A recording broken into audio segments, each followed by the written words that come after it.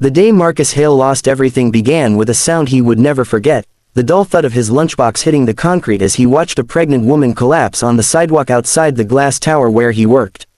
In that instant, the city noise blurred, the emails waiting on his screen no longer mattered, and the fragile life growing inside a stranger became more important than the job he desperately needed.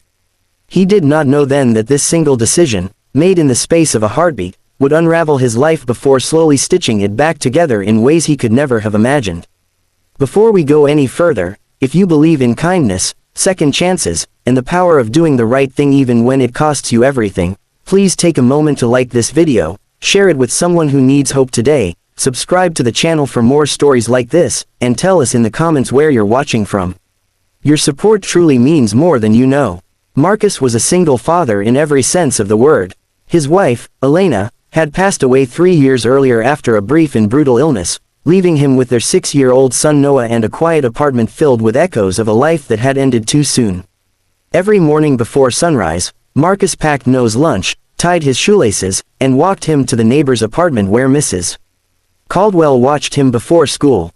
Then Marcus rode the bus downtown, clutching his coffee and rehearsing spreadsheets in his head, determined to hold on to the operations assistant job that barely kept the lights on but gave him health insurance and a sense of dignity.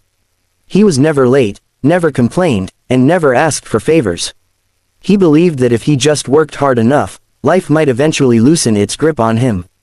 That belief was tested on a gray Thursday afternoon when Marcus stepped outside during his lunch break, hoping to clear his head before another long stretch of data entry.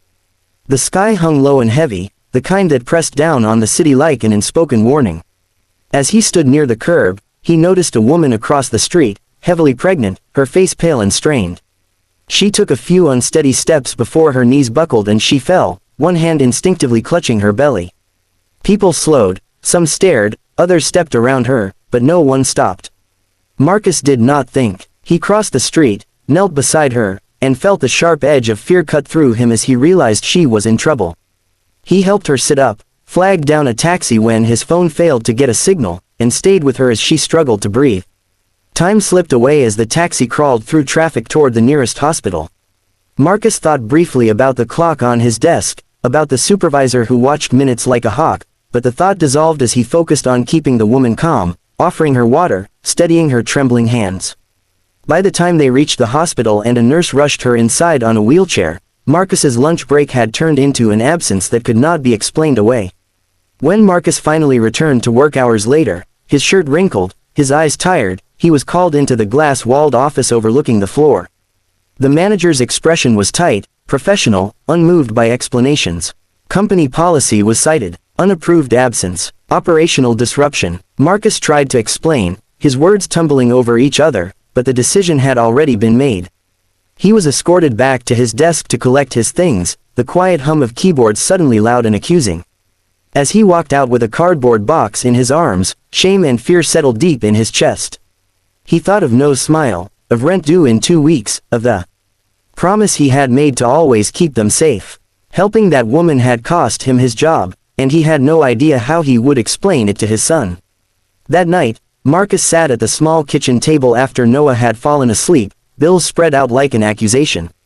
The apartment felt colder than usual, the walls too close. He replayed the day over and over, wondering if he could have done something differently, if kindness had been a luxury he could no longer afford. Yet every time doubt crept in, he saw the woman's face, the fear in her eyes, and he knew he would make the same choice again. Still, knowing that did not make the fear of tomorrow any easier to bear.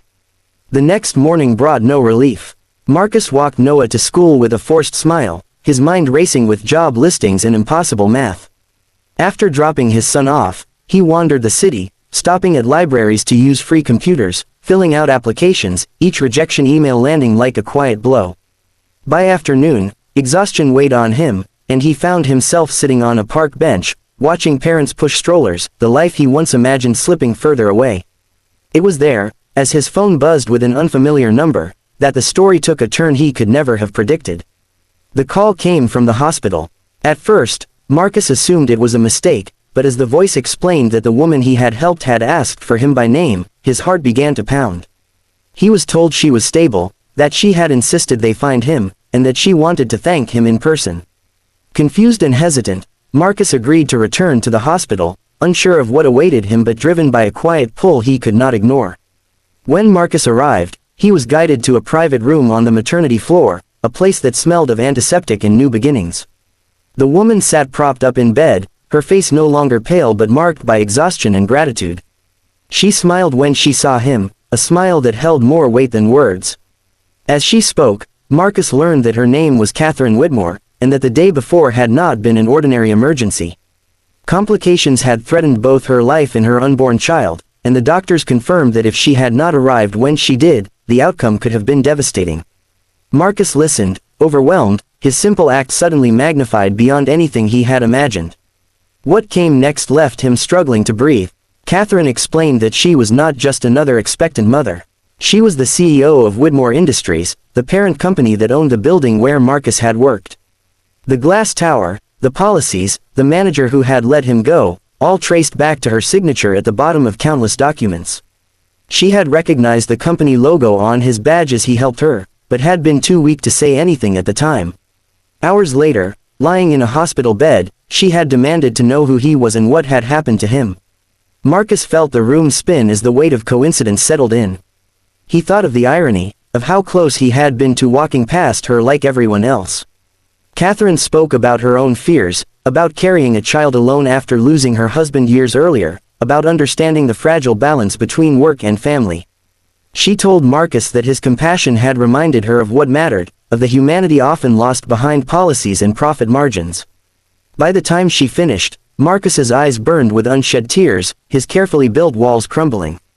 Within days, everything changed. Catherine did not simply offer Marcus his job back. She invited him into a meeting room filled with executives, where his story was shared not as a liability, but as an example.